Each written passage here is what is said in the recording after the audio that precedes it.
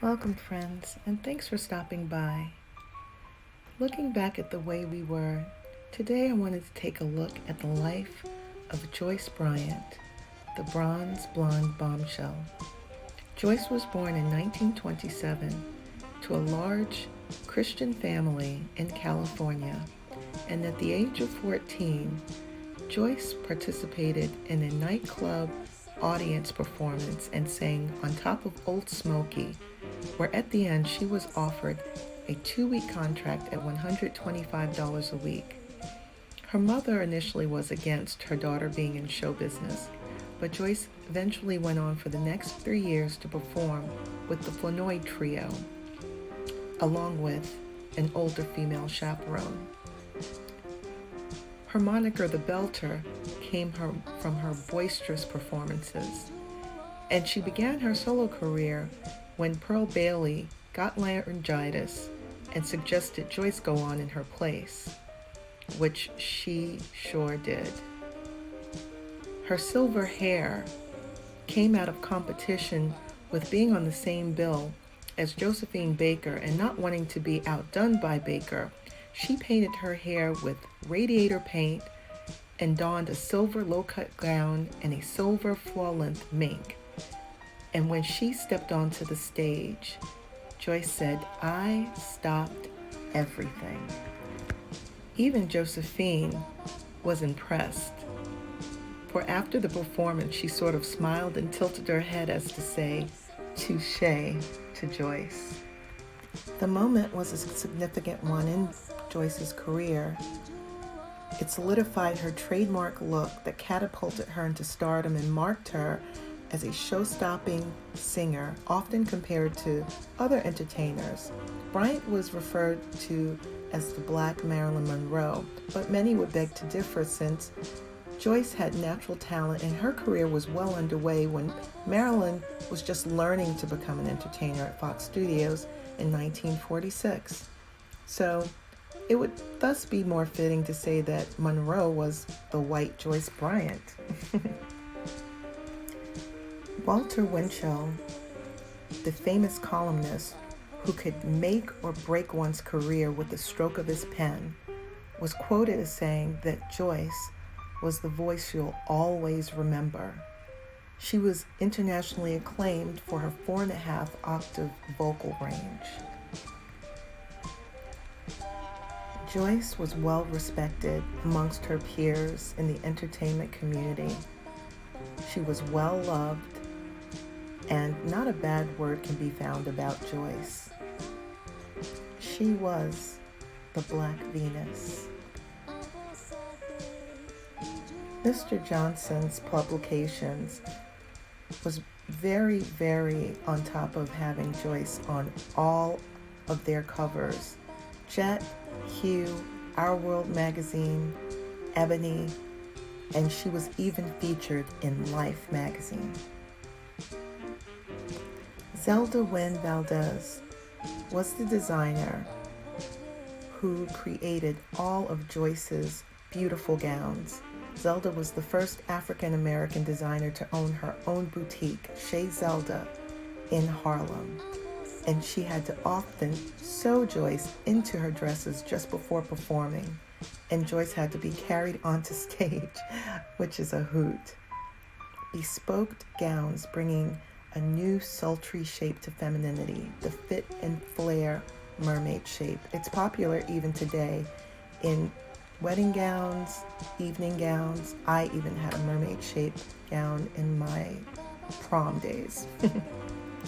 Joyce here in her early 20s had a natural elegance, loveliness that made her a vintage style icon, our first dark-skinned style icon. And Joyce was a smash hit at the Macombo, where she had a 2-week engagement where critics called her the beltness babe of the bistro set. This was years before the Ella Fitzgerald-Marilyn Monroe incident. Joyce was darker than Ella, one might note, and she had a fantastic smash hit engagement there. In her time, cosmetics were barely available for lighter performers. Lena Horne, for example, had to have Max Factor formulate cosmetics just for her skin tone. For Joyce, there was nothing but lipstick. This is her natural, flawless skin. She was flawless, striking, silky, and just a force to be reckoned with. Au naturel. I think that's what's so fascinating about her. And when Joyce entered a room, she has this beautiful stature, like that of, I would say, like a Greek goddess that you would see in the museums. And I love this pink gown. If I had my way, I would wear one like this all day, every day, if I had my way. Mr. Johnson featured Joyce on Ebony's list of the 5 most beautiful women in the entire world in 1953. Such huge accolades, such a wonderful honor. She was the first dark woman to do so. And the much sought after Coke bottle silhouette began its ascent during this time, naturally.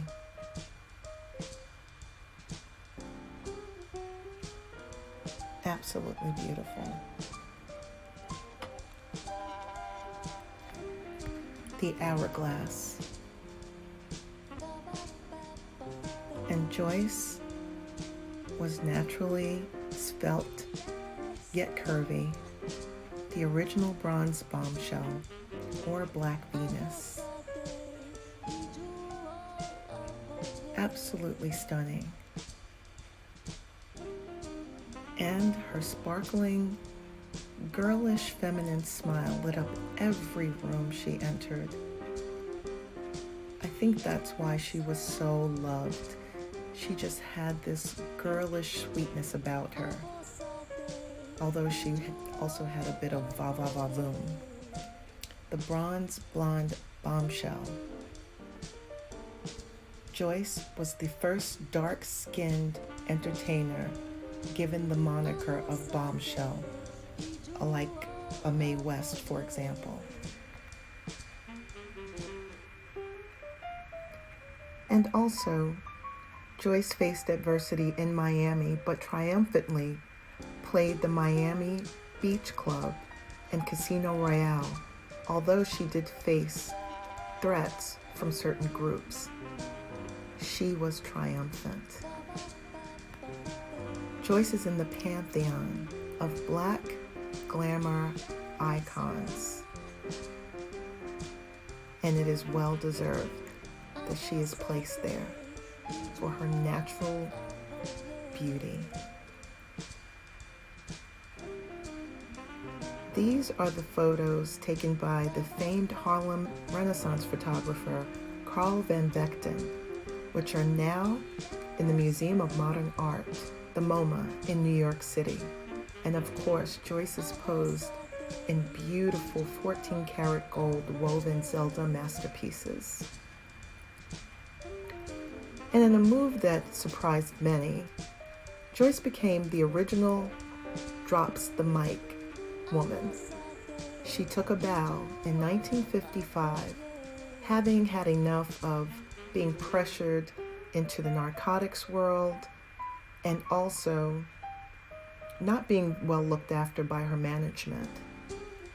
She did not like the underbelly of performing, so she took leave permanently of the scene in 1955 and went on to become a minister for her church, the Seventh-day Adventist. And then she went on to have a successful career as an opera singer for 10 years abroad in Europe. Joyce led her life by the courage of her convictions. When it no longer felt right for her, she returned to her religion and continued in music, but on her own terms. When she returned to the States, she became triumphant again as a well-sought-after vocal coach for the likes of Jennifer Holliday, Phyllis Hyman, and others. She lived life on her own terms. She had more success after her initial success in the 40s and 50s, and the photo on the right is hanging in the Smithsonian's African American History Museum, where her legacy lives on. Victorious. Bryant the Belter. I'm still alive. I'm not dead. I'm 93 years old, so don't count me out. Joyce Bryant said this in 2019. Please visit her on her Instagram. This is RM, Feminine for the Win. Thanks again for stopping by, friends. See you next time.